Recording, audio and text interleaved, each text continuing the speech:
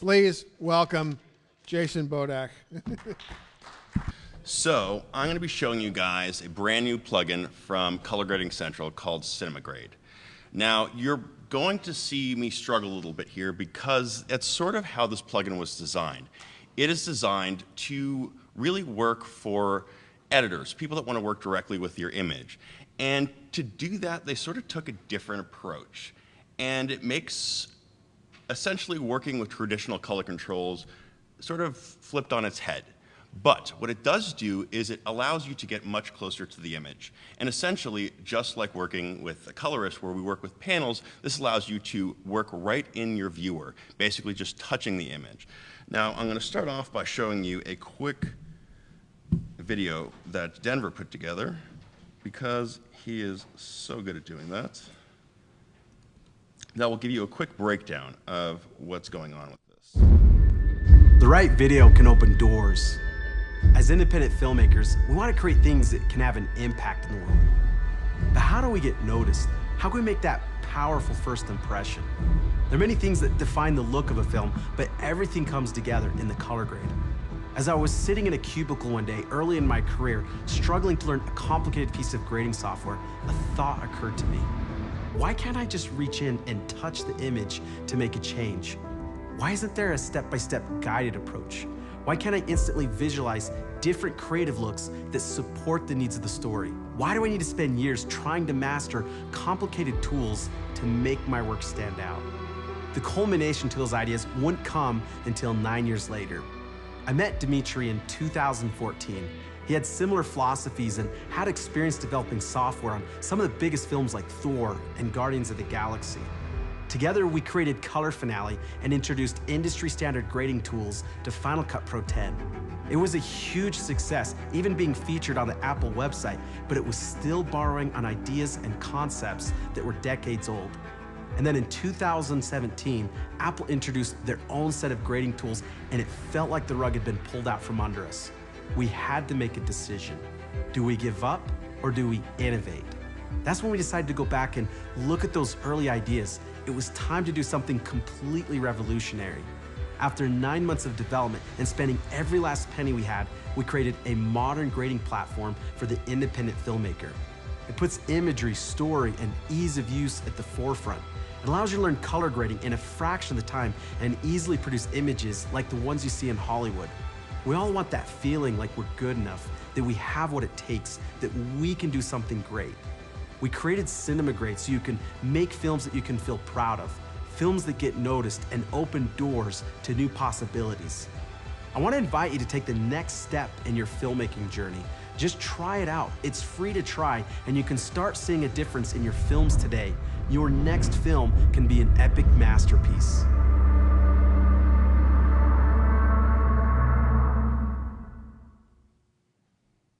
Now, one of the first things that I want to address right away is I have absolutely zero affiliation with Denver Riddle or Color Grading Central. I was asked as another colorist to do this presentation, and the first reaction was I sort of balked at it because this basically asked me to turn everything that I've spent years, and I'm still learning, to basically throw it out.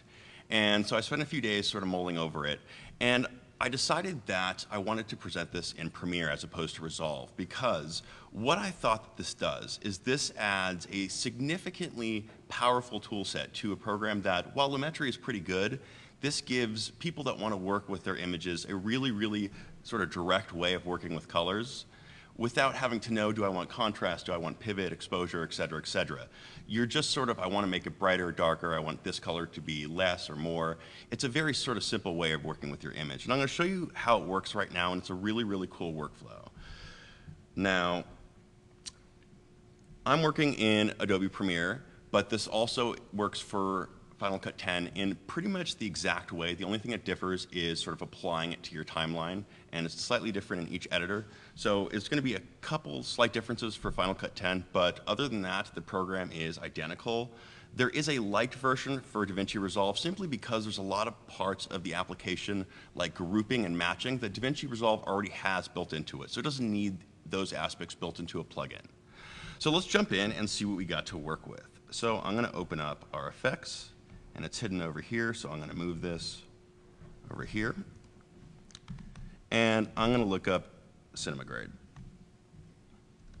That's nice, right? Okay. Now, I'm just going to select all my clips and apply it to it. And if I go to my effect controls, which have disappeared, you'll have to excuse me. I'm used to working with like 3 monitors, so moving to a laptop is a little strange. And we open up the cinema grade viewer. Now, I go ahead and make this view full screen because we're going to be working in here for a while. Now, the first thing I want you guys to notice is we have a 3-step workflow. We have base correction, shot matching, and final grading.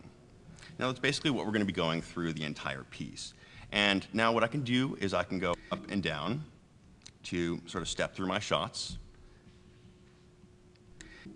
And now the first thing that I'm going to do here is show you that you can actually correct your image basically just by dropping your mouse right on the image. Now, you can sort of go up here and click these to go from exposure to contrast pivot, but I'm going to use the keyboard shortcuts that you sort of eventually pick up really quickly. I spent about 10 minutes, and after that, I pretty much threw my sheet aside. I have it here for reference, but you'll see me sort of jumping to it really quickly. So the first thing I'm going to do is adjust the exposure of this shot right here. And I'm just going to click anywhere in the image and just drag up or down. And that's my exposure. Now, I'm going to change the contrast a little bit.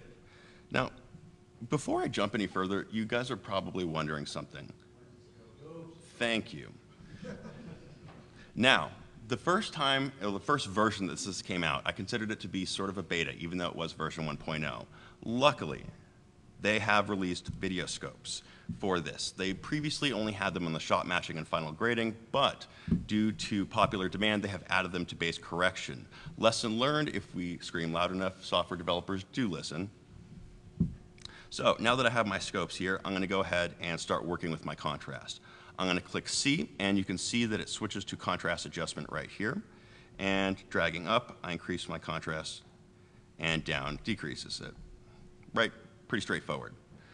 Now, I'm going to switch to saturation by clicking. Can anyone guess?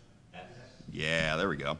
So I'm going to desaturate it just to see what it looks like and saturate it up a little bit because I like saturated images.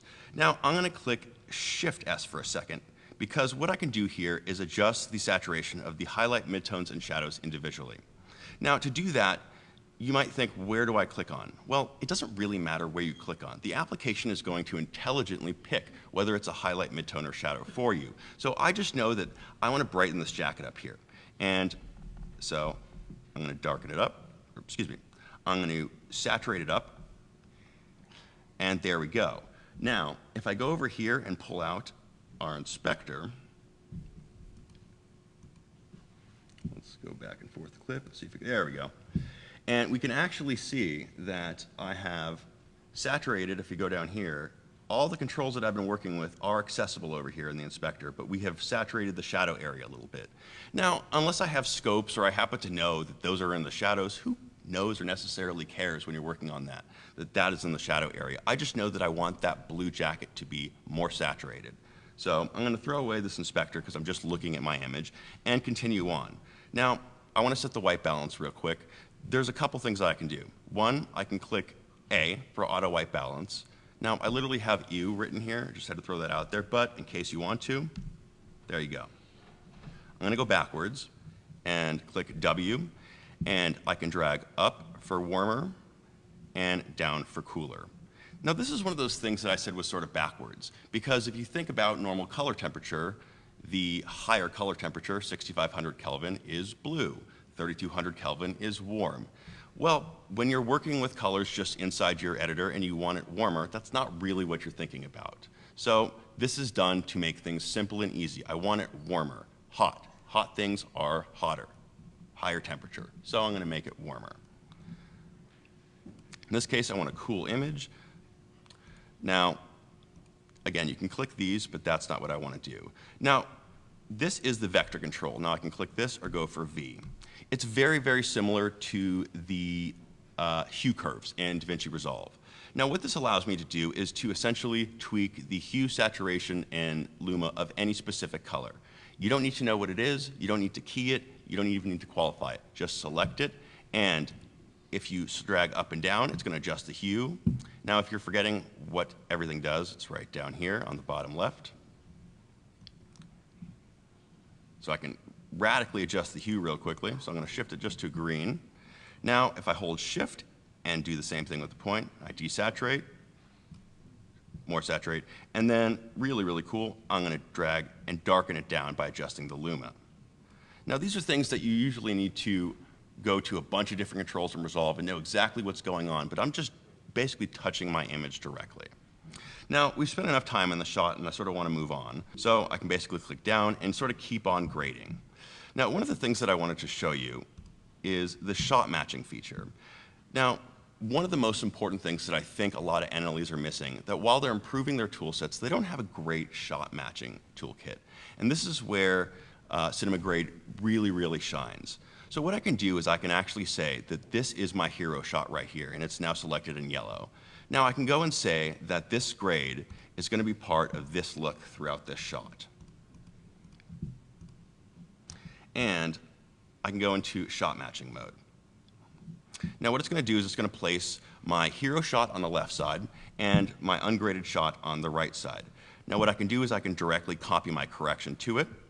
I can copy it to the entire group if I want to, or in this case I'm going to apply it just to that one clip. Now it's copied the same correction over there.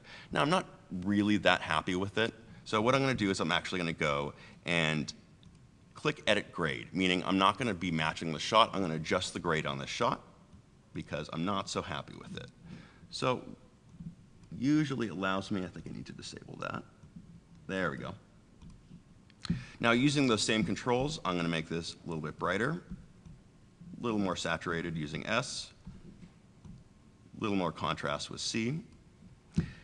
Now I'm going to go Shift C, and the Shift gives me contrast and pivot. I'm going to bring down my pivot a little bit just to make it a little bit darker. And last but not least, I'm going to adjust the white balance to a little bit cooler. Now, by going back to our match, interesting. That's something weird. Okay, so we're going to do the same thing right here and pretend that it's supposed to work because it's a demo. You shouldn't have to. The apply button takes it back to Premiere. This, you should be able to edit the grade underneath that and then work on the match. But I'm just going to pretend that the match is the actual grade. Okay. And so basically what you can do with that is you can continue on and sort of apply it to each shot kind of thing. So copy the correction. And you can go down. If it's faster, you can go and sort of adjust it from here. But you start to really work quickly with the keyboard commands. And the thing that I figured out really quickly was it gives me the almost identical feeling that I have when working with my panel after a day or two, in that I'm not really thinking about what editor am I using, what control am I looking for. I'm directly thinking about what do I want to change about the image and what do I have to touch to do that. And it's a much quicker way of working with it. Two quick questions. If you're using it in Premiere, can you put it on an adjustment layer, or is it only on a per-clip basis? I believe you need to do it on an adjustment layer so you can jump between clips. I haven't tried it on an adjustment layer, and if you do, you're not going to be able to do the shot matching or the final grading, which specifically uses the different shots. So if you'd have to cut up the adjustment layer anyways. And how is the performance, or should I say drain on the machine compared to Lumetri? I've noticed it being a lot better. I haven't stacked a lot of different versions of it, but I'm noticing, and this is a MacBook Pro 2018 6-core. It's playing real time on ProRes 422. It's not that strenuous, but we're adding LUTs in here, we're adding a bunch of different transforms, and I haven't really gotten it to slow down that much. So it seems to be pretty equivalent to Red Giant, I'm blanking right now, excuse me, Colorista, and a lot of the other third-party plugins. It seems to be pretty quick, actually. One thing, there is a limitation, though. It is currently running on OpenCL. They are working on moving it over to Metal, but that is one limitation. So it definitely is running better, and there is no CUDA support. And also, currently, this is unfortunately a Mac-only product. I'm hoping for a Windows version, and if you ask nicely enough, maybe it'll work, but they are a small company, so currently they're only working on a Mac version. So I'm going to put that away. Now, we can go ahead and I'm going to copy the correction to our entire group. And I'm going to go over to final grading. Now, I can pull this up here. Now, this isn't the greatest grade, but I'm not going to sit here and tweak every single shot. But essentially, I want you guys to see the workflow. And what the final grading does is it applies the look, and we can apply, it comes with a bunch of different looks. This is completely pre-installed. I didn't have to install these at all or add them. And you can select this, and it's going to apply it throughout the entire group. And that's sort of neat in the fact that you can have slightly different looks depending on the group. So if you have a flashback, you can put it in a different group compared to your normal timeline. So let's go and put a different filmlet on there and accept. Now you'll see that it is completely non-destructive in that I can apply the opacity mix right there, and I can continue to grade underneath it still, which is very neat. Now, one of the things that I wanted to show you guys that is really, really cool, and I'm going to turn off our, actually reset our LUT right there, because what I want to show you guys is, let's back out of this so I can show you how I got here, is in the final grading is this look transfer. Now, you guys have probably heard about something similar to this or people wanting to do this, but this is basically a drop an image in and match a grade. Now, this is not black magic, and no pun intended, but this is pretty close. Now, what I'm going to do here is I'm going to throw in, I have a bunch of stills from different movies, and I'm going to pick one pretty much at random. And let's do Fury Road. So this can go terribly wrong, but I like messing up demos, so that's too easy. And let's try and match this. Okay, so that didn't work so well. And you're going to find that some of them don't necessarily work that well, but it's sort of a hit and miss kind of thing. Some of them happen to work really well, which, where did I get?